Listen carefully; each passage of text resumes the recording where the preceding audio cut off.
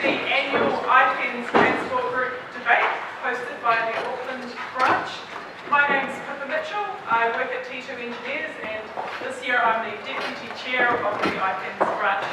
And I've been organising these debates for 3 years, and they've been a great success, so thank you very much all for coming tonight. I'm glad that the thunder and lightning held off till just a minute ago.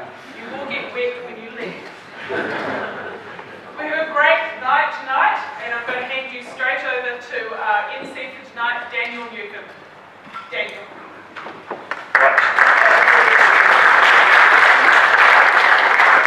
That's a good start. Okay, everybody, welcome, as Cliff said, to the annual debate. A little bit late this year. This year wasn't the same time as a keg party thrown last year. We had almost no one show up, even with the pizza. Now, we're going to start off tonight with a bit of health and safety, which you always have to do. Toilets, if you had too much beer, straight out across the foyer on the other side. In the event of an emergency, we follow the staff. They'll be the ones screaming and waving their arms and running from the room. There's an exit there, and I think we might go in the back as well.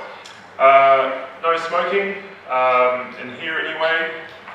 We might all need a cigarette after this debate, but please wait until then. Now the signs on the side which say no eating or drinking, definitely not. So I don't want to see anybody eating or drinking. If anyone has brought in anything with them, please take it out with you. No, I think there is a sign-in form, a clipboard, old school, somewhere over here, for us to spam you, to sign you up and get you into the IPENZ Transportation Group for events like these. So please give us a details if you're at all interested. Now I'm going to get into the introductions. I'm going to start with myself, being the most important. I am a team leader at Auckland Transport. My team create a number of very important plans and documents that you'll probably never hear about and definitely never see. I have a planning degree from the school over there and an engineering degree from the school over there, so I don't give a shit who wins tonight, to be honest. Last year I had to step in and be a panellist at the last minute. On the day I was asked to do it, so I was pleased to get a few days' notice to be MC this time round. Now there's a very convoluted speaking order tonight. I'll run through it slowly. First affirmative, first negative. Second affirmative, second negative. Writing this down. Third affirmative, third negative. Got that? It might take an engineer to figure that one out. Generally, the first speaker in each team outlines what the argument's going to be for the team. Then the second speaker reinforces it if they haven't done it well enough. And they start to rebut, do a bit of rebuttal. The third speaker is mostly rebuttal, and then they wrap up by persuading yourselves why their team's position is the correct one. Looking at the panel, I don't think that either of them are that organised tonight, but let's wish them luck. Every speaker gets 5 minutes. We have timing lights down the front, which will be clicking at them in the spirit of traffic and transportation. They are traffic light orientated, so there's the red, orange, green, and so they've got 5 minutes. Apparently if they ignore the lights, I'm allowed to punch them in the ear. So, interjections, going to the rules, interjections are fine as long as they're funny. Points of order, Stuart, I'm looking at you, will be punished by push-ups. Most importantly, you, the audience, will get to vote on which team wins. Given it's the debate about technology, we've developed an app that you can use to vote for your favourite team. Then we realised that during the debate you'll actually be downloading and setting up the app and making sure it all works properly when you actually meant to be watching the debate. So you have the app, but you wouldn't know who to vote for. So we're going to go old school instead. At the end of the debate, I will ask you to give a round of applause for the team which you think is the best, and I'll choose the winner from that. So if you are allowed to applaud during the debate, but it won't count towards anything. It's more about just being polite. So the teams. They've scared-looking people sitting in front of you there. I'm going to start with the affirmative team. A come out number 1, Wei. Now, Wei's recently completed her Masters in Engineering Project Management AU2. She took Asset Management as the main paper because they didn't offer modern dance as an option. Her particular focus was on automatic parking facilities. I know what you're thinking, where did all the pizza go so quickly? And also, what a great topic, I wish I'd studied that one. Prior to studying, she worked on highway construction projects in China, so she knows how to drive a digger in Chinese. Wei has a background in road asset maintenance management, performance-based maintenance, contract modelling, contractor, consultant procurement, infrastructure construction, loan negotiation, and songs of Britney Spears. I made that last one up. I didn't make up as an expert though. In her spare time, Wei is involved with the Girl Guides as a brownies leader. I think they're called a fluffy duck. She volunteers in IHC Op Shop, and she's a Kiwi-Chinese Friendship Project volunteer. She is the living embodiment of those little kittens you see on YouTube. Now, despite all these amazing attributes, Wei is currently looking for a job in transport, so please get your wallets out and come and see her after the debate, but please not in a creepy way, only if you've got a job. So here are a round of applause for Wei.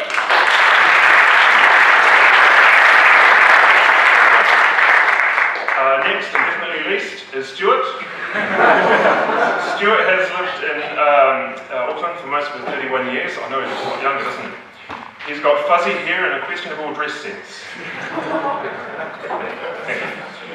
He's been interested in cities and transport from a very young age, which probably means he had no friends. Most of his childhood was spent building cities in the sandpit, and when darkness fell, he would retreat to his bedroom to build Lego cities and wooden block skyscrapers. At least that's what he told his parents he was doing under the bedclothes.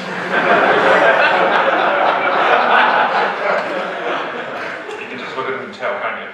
The age of computers opened up some more sophisticated opportunities for Stuart to indulge in his megalomaniac tendencies through games like Civilization 2, Age of Empires, SimCity, and something called Strip Poker for Sad Men. Fast forward a few years and not much has changed. Stuart says he spends most of his free time at M.R. Cagney's Auckland office, which means he isn't paid to be there, so he's actually a slave. At the office he does transporty economicsy stuff, which means he just hangs around with people who don't care how he looks. He enjoys honey in his tea, rum in his coke, and sugar in his petrol tank. Ladies and gentlemen, Stuart.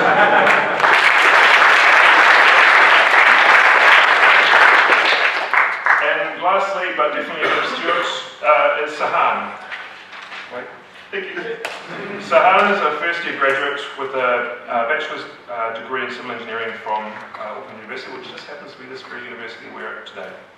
Sahan joined Oricon recently as a graduate civil engineer in the transport unit, and things have clearly gone downhill since then. Sahan has been assisting in a number of different projects that Oricon has been involved in, as well as making lots of coffee for the lazy engineers.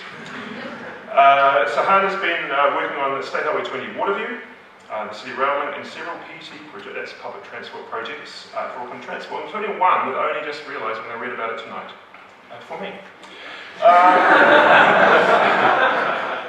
In his spare time, Sahan is an amateur photographer and enjoys playing tennis. Those are very difficult things to do at the same time, but he's getting a lot better. Ladies and gentlemen, Sahan.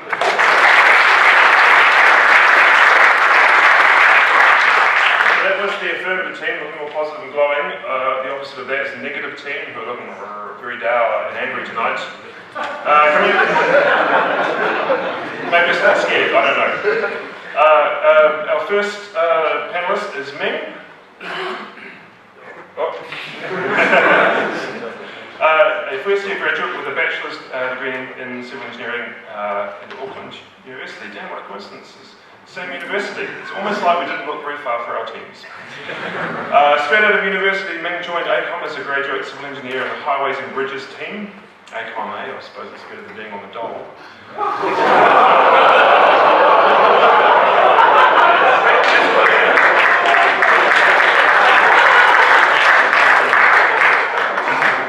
Currently, Ming is involved with the Auckland Rail Electrification Project, which will enable the new electric trains to run on the rail network, which will revolutionise public transportation in Auckland. Ming is living the dream of a 5-year-old boy, driving big trains around with him.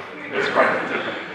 In his spare time, he enjoys cycling, badminton, and telling his flatmates that because of the electrification project, he's got superpowers. And he can zap them if they don't cook his favourite dinner. Let's hope he uses the superpowers for good tonight. Please welcome me.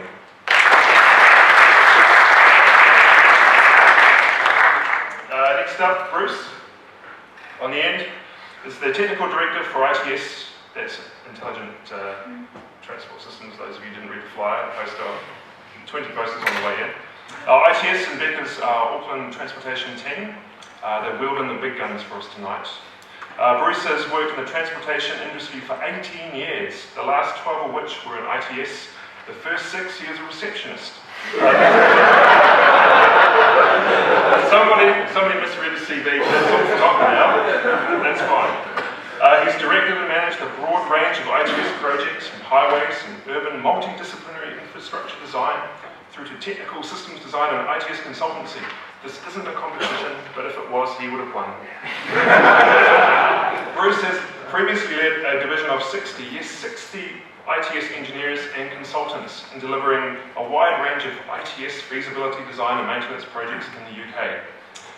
60 engineers. Apparently he used to line them all up in the morning and make them dance to Michael Jackson's Thriller. But apparently the staff at Becca don't have the rhythm to do that. He was involved in the development of innovative lane signalling and enforcement equipment for the first application of managed motorways in the UK. Clearly something went badly wrong because he's here in New Zealand. In his spare time, Bruce likes riding bikes and cooking, but likes a hand and struggling to do the two at the same time. Please welcome Bruce.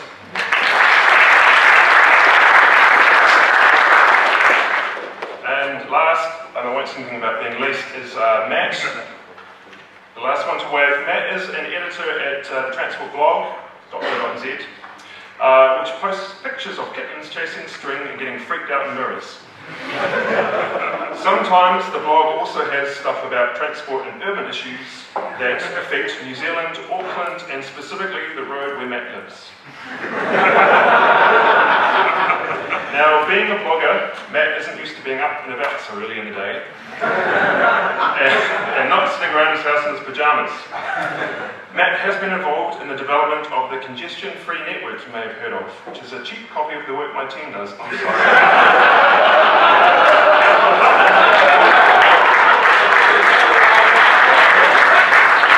Sorry, I misread that. It's a vision for transport. Blah, blah, blah. So Matt, being a blogger, is used to communicating through the internet. So he will be finishing each sentence here tonight with a little happy face, a smiley face, a sad face, or maybe an ironic wink.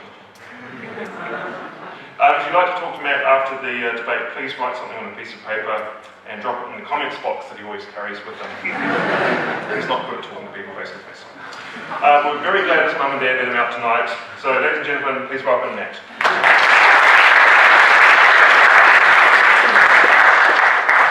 So as if that wasn't enough, we actually get to hear them speak.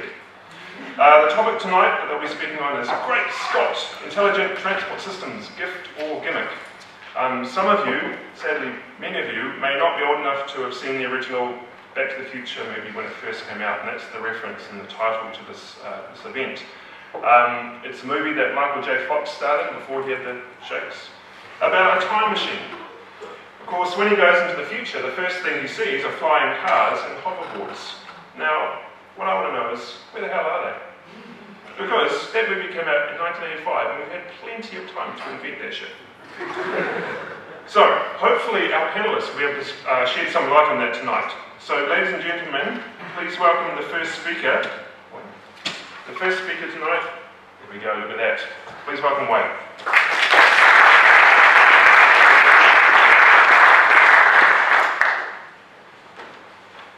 Thank you. Good evening. Thanks for coming. Tonight's argument is about intelligent transport systems. First of all, on behalf of the affirmative team, I would like to affirm that ITS is a gift. We assume all of you in the room understand what ITS is And tonight, our team will tell you why it's a gift. Here's the definition from Wikipedia about a gift. It's an object given without expectation of payment. By extension, a gift can refer to anything makes another feel happier. Application to transportation. What would make you, as a road user, feel happier? Would you enjoy driving more easily, traveling more smoothly? What would make you, as a parent, as a partner, feel happier? Wouldn't you like your family back home timely and safely? What would make you, as a transport engineer, feel happier? Wouldn't it be great to have a lifelong career fulfilled with innovation, challenge, and a sense of achievement? Here it is then, the intelligent transport system.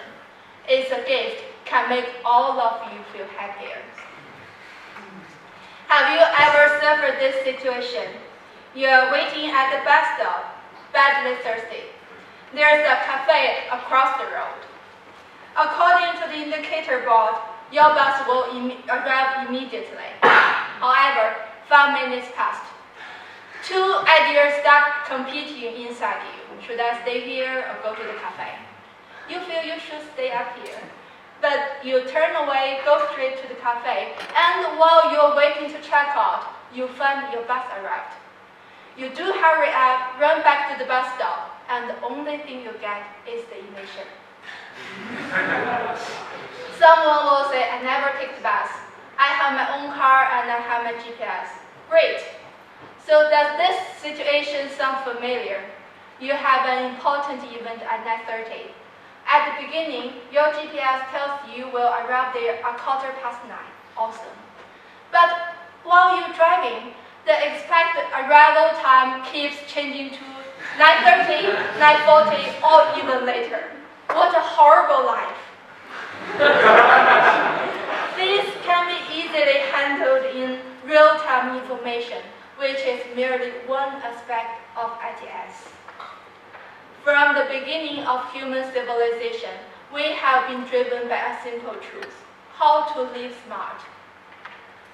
Even though it's hard to admit it, we had to face the fact that what we've learned is far inferior to what the technology can do. Before 2007, the first iPhone was launched. We could not imagine how a smartphone would change our lives. It's hard to predict what the speed of intelligent transport system development in other countries. But take New Zealand's best-selling car brand, Toyota, as an example. They've already installing sensors in cars.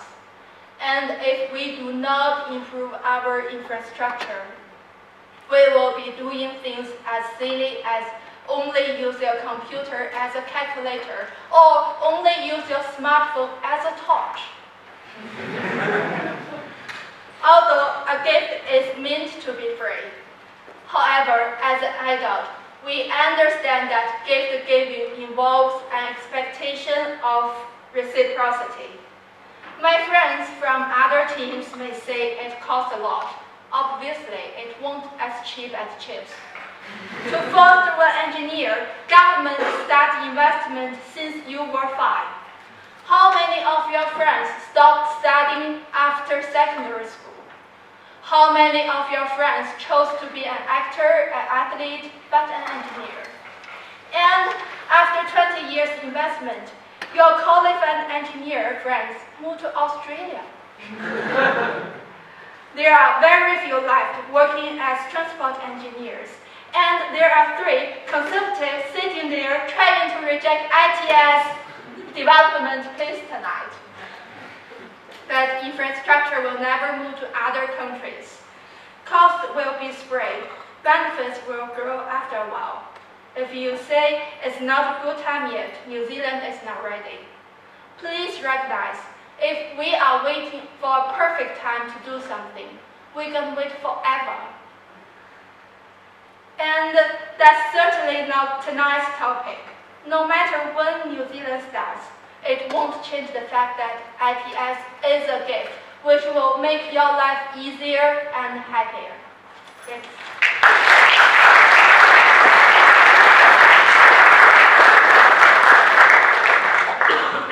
Started off so nice and there was a bit of a slap down at the end. The other team. So, should I get a coffee before my bus comes, or should I just wait for the next one? I think that's a first world problem. But an important one nonetheless. Next up is the first from our negative team, hopefully not too negative. Please welcome them. Switches are.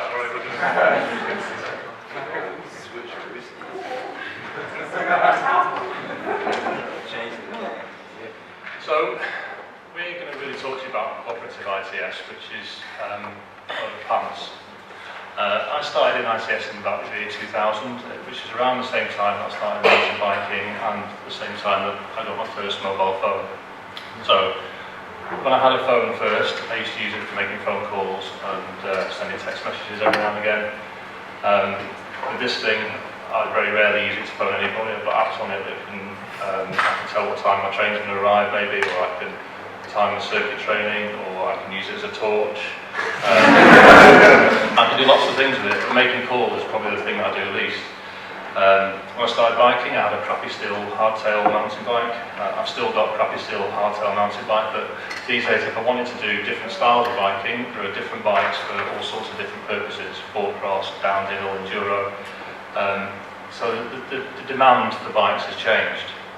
When I started working in ITS, really we were putting in variable message signs, CCTV, communications networks, some enforcement, lane control signals, all these sorts of things. And that was sort of 12, 13 years ago.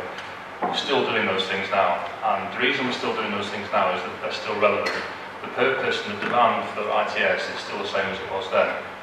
What has changed is this drive towards cooperative ITS. So, you know, what is cooperative ITS? It's kind of a network of vehicles, and it's a network of information coming from different vehicles.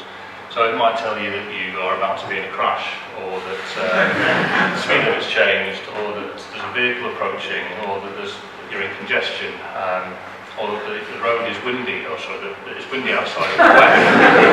These are all useful things to know, but most of them you can use your eyes to tell, or you can flat inside a cube. It's pretty obvious. So it's good. I mean, there are good examples of cooperative ITS.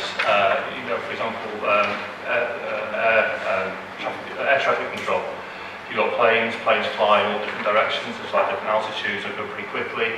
It's pretty important that they all know where each other are, where they are relative to each other. On a road, which is generally two-dimensional, you pretty much know that you're going that way, the other car's going that way, there's one car behind you and the car in front, so it's less important, really, to be told by everything around you where everything else is. The other thing is cooperative ITS needs like a frequency to work on. It needs to be clean, it needs to be used for that purpose. Here in New Zealand, we're looking at adopting the same frequency as they use in Australia. And the reason for that is that most cars that we have new here come from either Australia or from Europe, which is the reason why Australians use the same frequency. So that's great. My car's a Japanese import. I can't even get Rock FM on my car radio. My another car. And the other problem I've got is you know, I ride my bike most days around Auckland, and while it would be nice if all the cars around me were able to talk to each other, I would really prefer it if drivers could actually drive the car they're in rather than worrying about some other car talking to them. And the other problem I've got with this is that the uptake of new cars here is around 3 or 4% a year. So I'm not great at maths, so I can't tell how long it's going to take before we get the 70% of quick cars that we need for a cooperative ITS to work. But I reckon it's somewhere around 20 to 30 years. And the NZTA can't even get a kind of consolidated ITS strategy together for the country, never mind kind of agree on different frequencies and how we're going to adopt this. So I'm not particularly confident that any time within the next 20 or 30 years this kind of technology is going to be needed. In my house, I've got a laptop, my wife's got a laptop, the kids have got laptops, and if I was particularly technical and so minded, I could probably create a network in my house so we all have some kind of WAN or LAN or whatever it happens to be. And that would be really interesting to do if you're into that sort of thing. I'm not, so we all sit there by ourselves with headphones on, looking at YouTube or YouTube or my son's case or whatever it happens to be. He's 14 by the way, he's not 7 minutes. But really, you know, this cooperative ITS and sort of modern ITS is the same. It's somebody or people or a group of people are really interested in technology, trying to do something with technology that you really don't need. You know, we'd be much better off just teaching people to drive properly, using ITS as the tool that it is for an appropriate purpose, and saving ourselves a barrel load of money in the wrong. So, that's me. Thank you.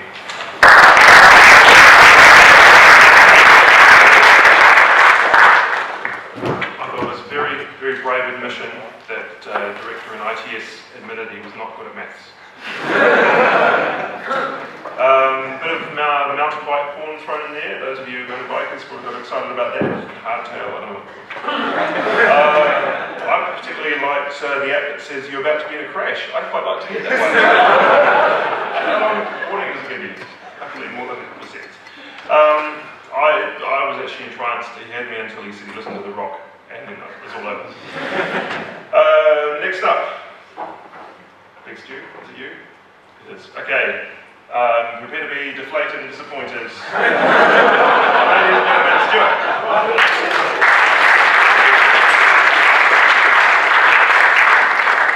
Thanks, Dan. Do I need to use a microphone, or can we just have a conversation?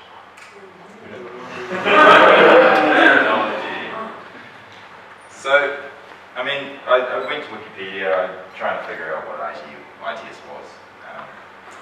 Transport applications that offer innovative services that enable people to be better informed, make safer, more coordinated and smarter use of transport systems. What does that sound like to you? It sounds like the Auckland Transport Block. Matt is one of the heaviest users of ITS in the country. Just on record. Now, in this talk, I thought I'd argue that not only is ITS a gift, but it's a gift, well, an unappreciated gift that keeps on giving. Like Daniel. What I mean by that is I want people to stop thinking about future initiatives and to think about the ITS that we have around us today that's making our lives better in many, many ways. So some examples of that, traffic signal optimization. Now that sounds like an interesting topic, doesn't it? Just leave it at that. But it's there. Involves vehicle detectors and pedestrian detectors, and it informs traffic signal phasing and generally tries to make things work better. Debatable whether it does, but the idea is there. PT journey planners, A to B, how do I get there? Give me some information. You can either ask Matt or go online and find out. Cycle odometers. I've only just discovered these. Hands up if you know what they are. A few. Okay. It tells you how fast you're going on your bike. It's quite useful because you can then figure out how much it will hurt when you fall off. Having a few too many. So all those wonderful examples of ITS really they're affecting our lives today. They're making our lives better. They're not, coordinated cars and all sorts of fancy things that might come along in the future. So ITS is unappreciated. We have a lot of systems already that will make our transport systems better, I guess. Now, I think our opponents tonight, they haven't really, I think what they'll argue, they haven't made that case yet. They've got a couple of chances left, but try and point to ITS failures rather. So situations where it hasn't worked out. Now, I think what I'd like to argue is that they're exceptions, so they're not the rule. Ask yourself this. Is it reasonable to dismiss airplane technology on the grounds that from time to time some pilot tries to take the plane they're flying and turn it into a tunnel boring machine? Is it reasonable to dismiss bicycles simply because every now and then they get a puncture and throw their riders into the path of an oncoming logging truck? Does happen. No. Is it reasonable to dismiss airships simply because one of them crashed and burned about 60 years ago in the middle of a lightning storm, killing hundreds of people. No, it's not. It's not. It's being unreasonable, because airships are quite obviously awesome. So the point of those examples was that ITS failures are inevitable. They do tend to happen a little bit more frequently in Auckland. I'm not quite sure why. Failures are inevitable because we're humans and humans make mistakes. And where those failures occur, it's a university failures of Auckland Transport.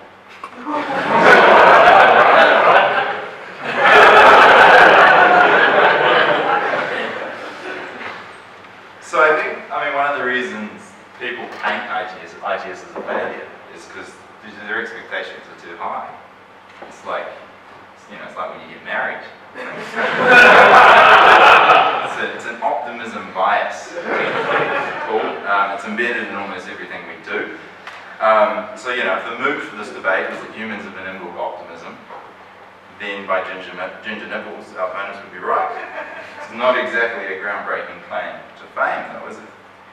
So I think my opponents provide the best example that ITS is the gift that keeps on giving. So Bruce is technical director at Becca. He knows a lot about ITS. And I guess it's a gimmick.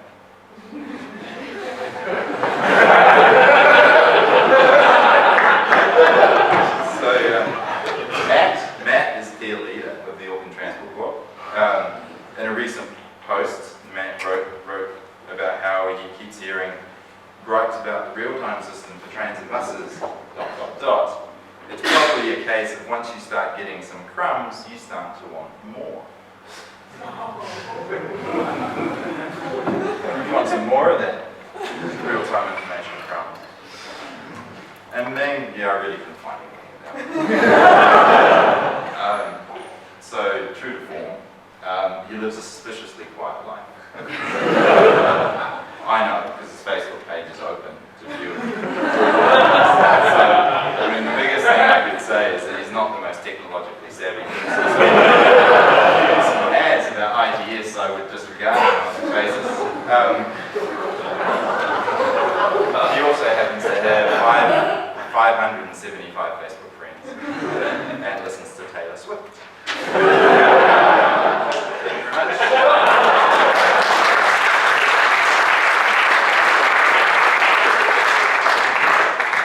I don't know what that was about. I don't think it was about ITS.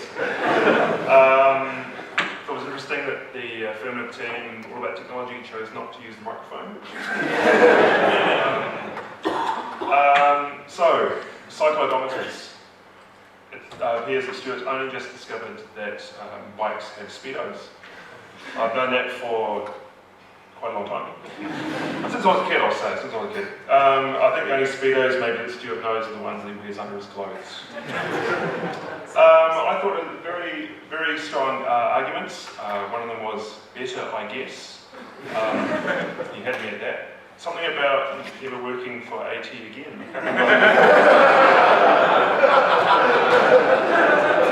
The details escape me, but... and then something, I don't know if you noticed, but he's something a ginger nipples. It's got nothing, well, I don't know if it's got anything to do with ITS, I hope not. So thank you for sitting down, Stuart. Next up, who's next? Matt's next.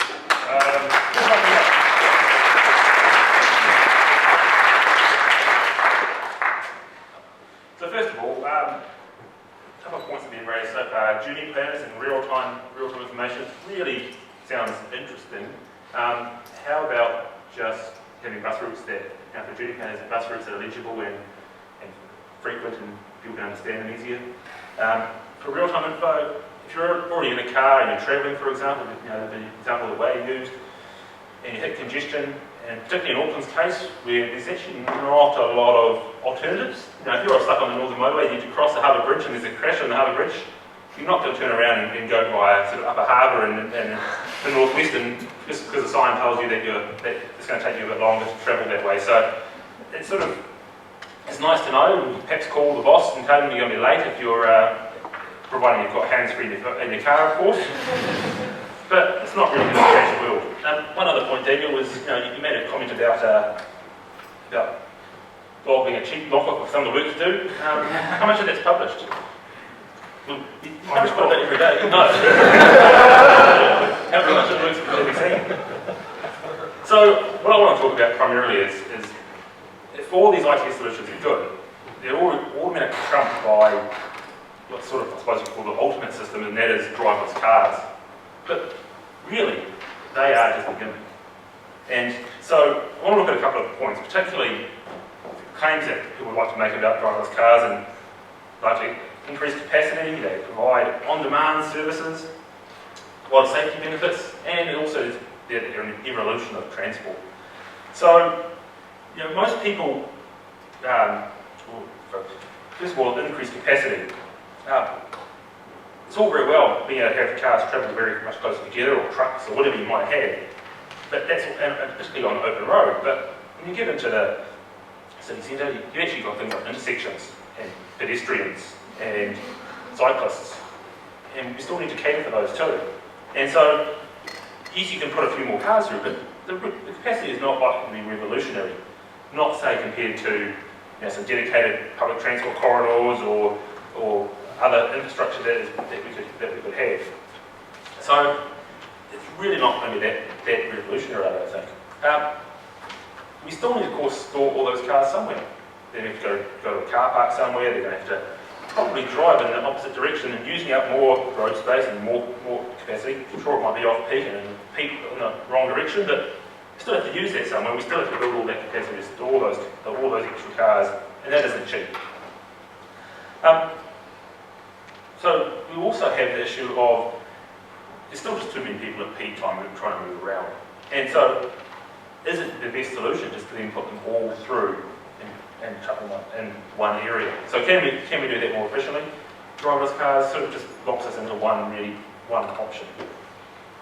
The other thing is, a comment made before around, not sure how long the travel time is, but every vehicle age is 13 years old, and it's getting longer every year. So NZTA stats show that it is getting longer. And so the other thing is, it's going to take a long time for that to roll out.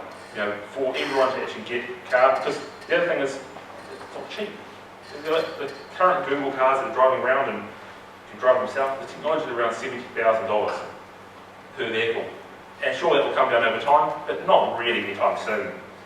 And so it's going to be a very long time, as Bruce said, probably 20 to 30 years, if not more, before we actually see these sorts of things coming on stream. As a result of that, we also see people suggesting that perhaps we could use them as taxi services. And rather than people buying them themselves, a company could buy a fleet of them and they could shuttle around, and that's all very well and good. But then again, that just leads to more capacity, more vehicle travel overall.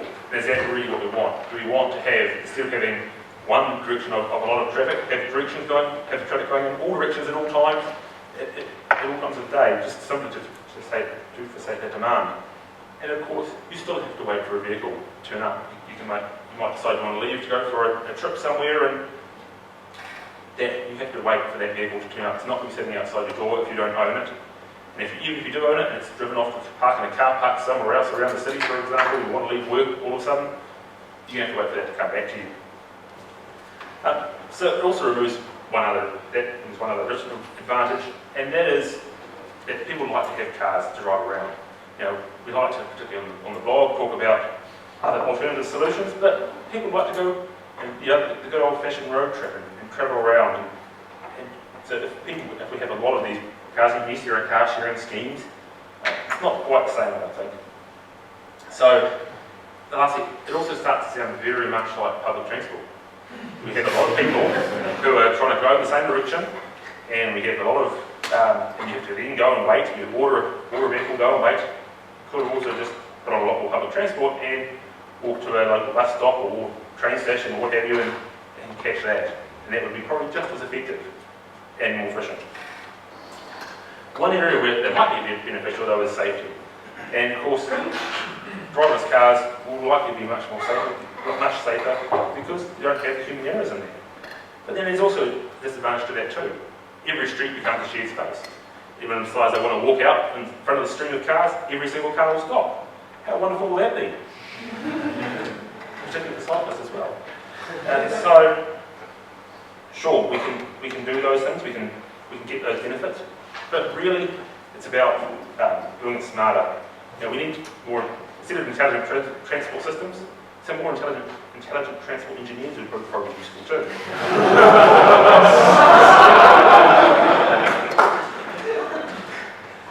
And lastly, car makers don't want them. So Google been trying to push out their driverless cars to every car manufacturer in the world, and no one wants to take them up. There's another one last aspect, I suppose, to it, and that is it's a bit of evolution. You know, we don't have wheeled animals out there because one of the things is there's no clear step between having legs and having wheels, and you have to have all or nothing. If we hadn't had them, you could say it's a case for intelligent design, but they're not. So we don't have those. Same with driverless cars. You can't just go straight from what we are to having driverless cars, and there's not really a big intermediate step in between there. So yes, it's nice in fact, and I'm sure we'd love to have that sci-fi dream of having you know car drivers around everywhere, but it's not really practical. Thank you.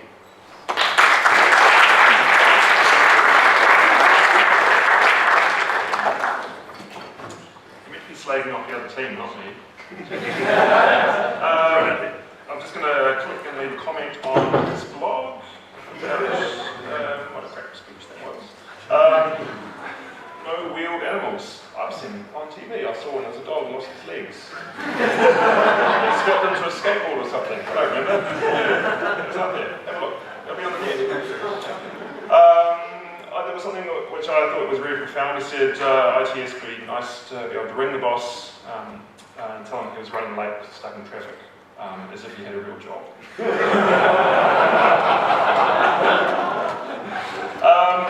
Something else about people like to drive cars, and that's fine. I'm going to remember that next time you're slagging off the next road on your blog.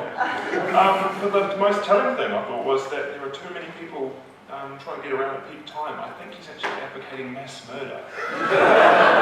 Thin out the numbers. There is a sign-in sheet around somewhere. I don't know how far it's got. Anyone got the clipboard that adds up the back? Gentleman at the end is holding onto it very tightly. If you wouldn't mind passing around, if you haven't signed up, please sign up. We're up to our last and therefore the most important speaker, whose name is Sahan. So this is wrapping up the affirmative team. Thank you very much.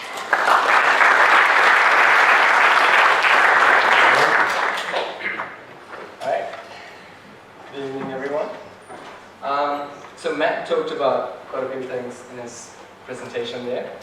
One of the things that he talked about was crashes in the State Highway 1, for example, on the Harbour Bridge. And one of the best things about ITS is their automated incident detection systems, which help reduce help with congestion relief if there's an incident on the State Highway. And if you can relieve the traffic after an incident, you get a lot of cost savings and emission reductions, which is environmentally beneficial. And another thing about driverless cars, we talked about how there is no intermediate step to driverless cars. Well, in fact, there have been quite a few things that there has been some new technologies that are coming through called active city stop, which Ford model is implementing, the Ford cars. It basically has a LiDAR in front of your windscreen, which detects any kind of obstacles in front of the car, and you're traveling at speeds less than 30 kilometers an hour. It helps determine if there's an impending accident, a crash, a rear-end crash, and it helps to stop the vehicle. So that's one example of ITS being implemented in vehicles. And there are also technology in cars called lane departure warning and lane keeping systems, which basically determines if the car is going outside of outside of the lanes and prevent the car from going into the opposite incoming traffic, which is good for safety. And there's also intelligent speed adjustment, ITS, which is being revolutionized in Australia, where they lead in the technology, which is intelligent speed adjustments, which can control the speed of a car. So if you are not staying within the speed limits of a road, it will help you to either through passive systems where you have video and auditory signals which help the driver, which warns the driver about the exceeding speed limits, and then there are intervention systems, active systems, which will actually slow down the car. So these are intermediate steps that will lead towards improving the technology in vehicles, which will ultimately lead to driverless cars. And we have an example I'll use is the mobile phones.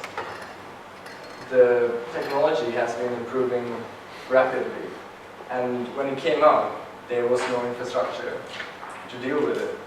But now there's 100% cell coverage in New Zealand, and just like that, as the technology in ITS improves, especially cars, the infrastructure will be made available. And you will be able to get driverless cars as with mobile phone technology. When the infrastructure comes along, you will be able to implement it. And ITS is a tool. It is up to transport planners and engineers, policymakers, and ITS directors to decide how to use them to optimize and improve our road network. So the gift of ITS can be experienced by the public. And one last thing.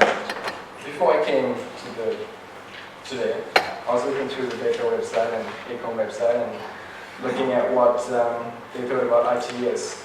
And what they had at the Baker website was that they think using intelligent transport systems is key to enhancing performance of multimodal networks.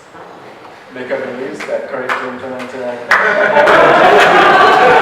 intelligent systems are a fundamental way to improve traffic operations and help with getting the best from your multimodal transport networks.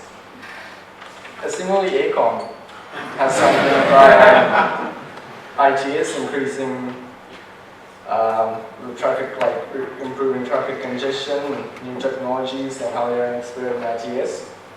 So, Mr. Bruce and Meng are arguing that ITS is a gimmick. Aren't you contradicting what your companies believe in and essentially saying that it's no value and so your work is essentially pointless? Sad. But yeah, that's it. Thank you.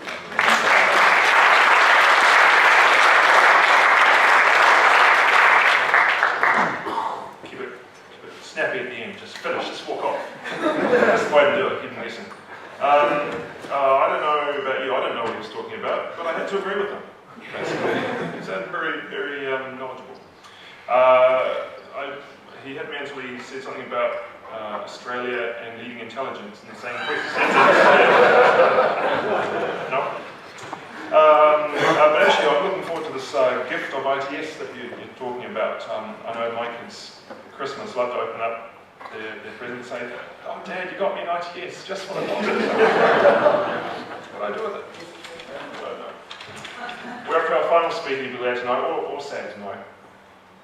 Who's going to knock the house down, who's going to knock me out of the park, or digitally, whatever you do in the ITS system. He's been drinking all night, he's a little bit drunk. Oh, I'm just kidding. But he's angry. That's what he is. Please welcome him.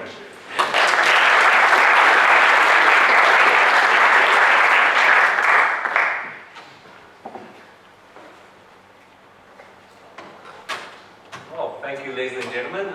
Some of you might think that speaking last will be the hardest, have to rebut everything. But actually, speaking last is the best position to speak in, because whatever I say, they can't rebut it. So I can say whatever I want. So, ladies and gentlemen, I might not have the technical expertise or the years under my belt to argue it in that sense. So what I'm going to do is just sort of engage in a bit of mudslinging, as you might make up some baseless claims and personal attacks.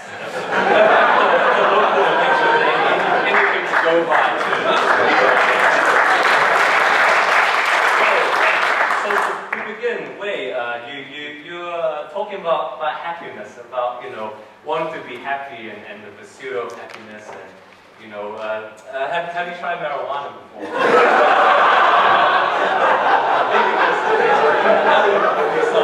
So all of your questions, and I think your speech was very joyous and made me feel relaxed and calm.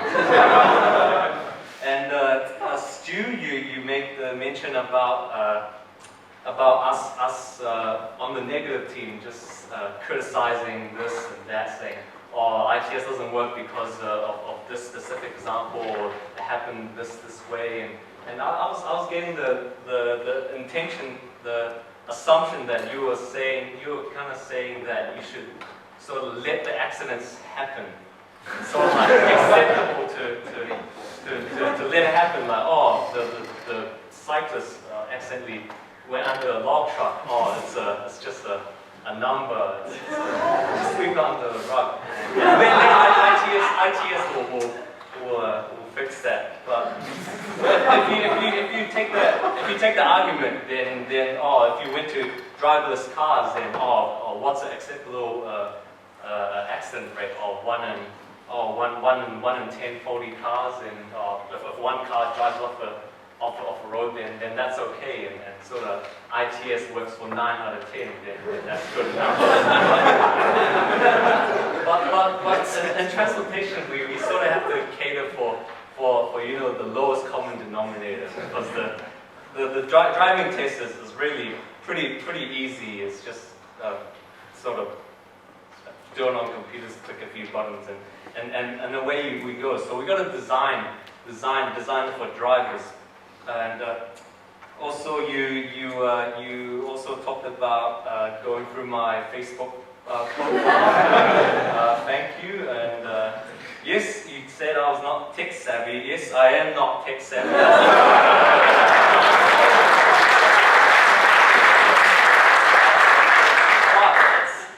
What I need. I don't need a smartphone. Like, I make calls, I text people, I call my mom saying, I'll be home late for dinner. Or call up my friends saying, sup, what you doing? What are you doing on Friday now? I'll see you there and stuff. I don't need sort of 575. There's not enough memory in that. Yeah, so the point I'm trying to make is that ITS, you don't need to fill your life up with all the latest gadgets to be happy, to be content, to be sort of complete. It's really up in the mind. It's all commercialization. Like ITS wouldn't exist if it wasn't commercially viable. Like the driverless cars. Driverless cars, because it only exists because people can make money off of it.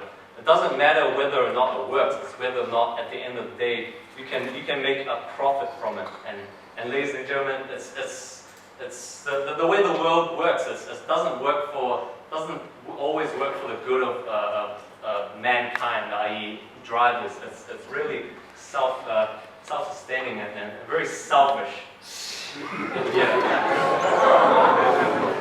And yes, and going on about driverless cars and all that stuff.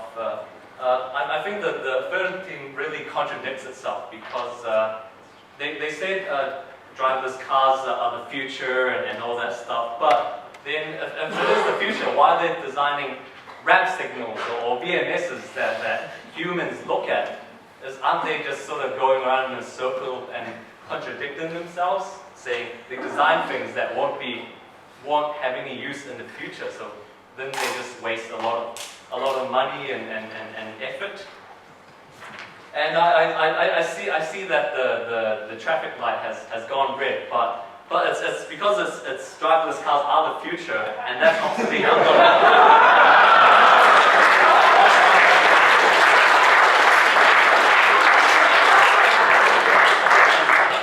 going is that ITS sort of makes drivers dummies. It takes away the important skills that drivers need to have to be competent and safe drivers.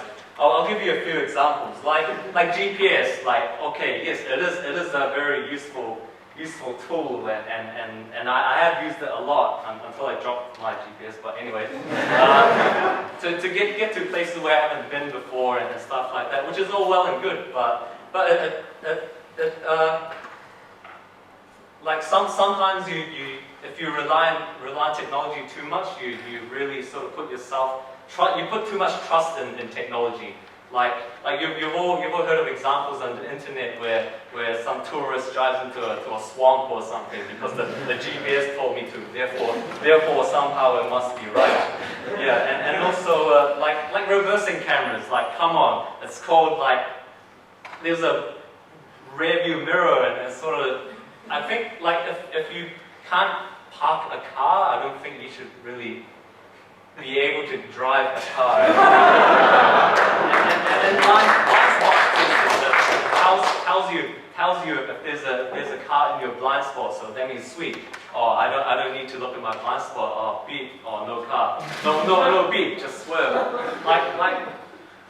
It's scary. The idea of ITS code invading our lives. One day we won't even need to we should hop in our cars and say, sweet, ITS has got me sorted. I don't need to think or look at the road. I just get in my car, hop up, floor it, and ITS will solve it for me. I just drive here and there, and what science said, the vehicle collision detections or every other car will sort of veer away and stuff like that. So they just to sort of summarize that, ITS is more of doesn't solve all our problems. It's more of a bandage that sort of fixes it in the interim, but it's not really a long-term solution. And also ITS, if you take it too seriously and too into it, it really dumbs down the human intellect.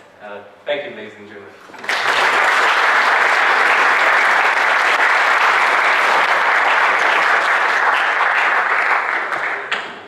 I'd like to talk about taking it seriously, and it was clearly the most light-hearted speech we had.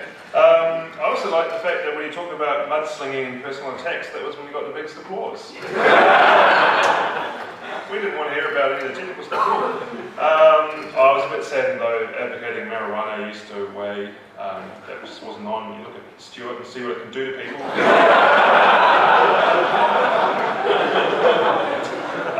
A good point made there about if a car drives off a cliff in a forest, does anyone hear it? And then he got pretty tough on us. Rear view cameras, just use your freaking mirror, bitch. That's what it's there for. But I was blown away when he got out that phone. At an ITS debate, that's like coming out of this gay Destiny church meeting. Right.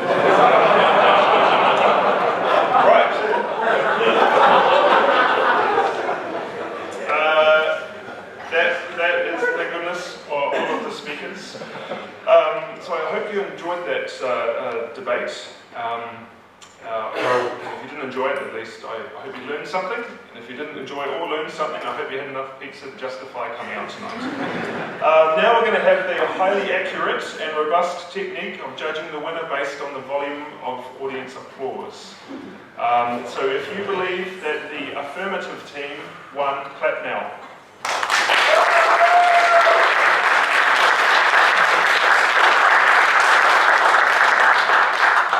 It's not looking good. If you believe the negative team won, clap now.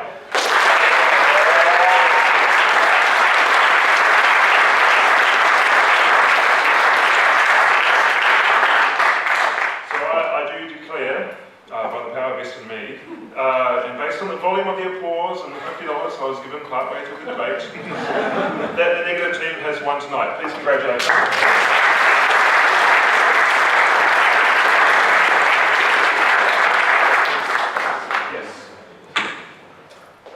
Aha! You thought you'd got away without the advertising. The reason we're here tonight is because the IPENZ Transportation Group decided it would be a good idea to do it and put it all hard work. So those of you who haven't signed up, please sign up for this. It's a really exciting group of people, engineers.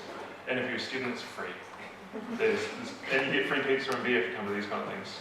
If that doesn't get you along, I don't know what will. I believe we have gifts for the winning team. Yeah, the winning team get their gifts first. And that's the bonus for winning. So if the winning team wouldn't mind coming out, please.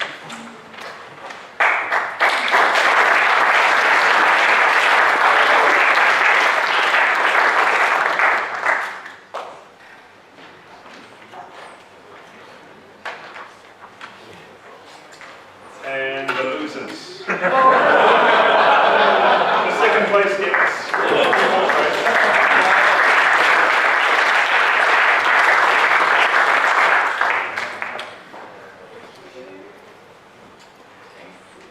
two. Right. As entertaining as it's been tonight, we suppose we should also thank Daniel very much for emceeing the debate.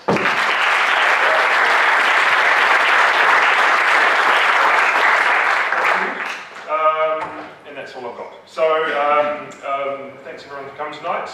Please take any rubbish or just stick it under the seat when no one will find it. I hope it stopped raining and thundering. Have a safe trip home. Thank you very much.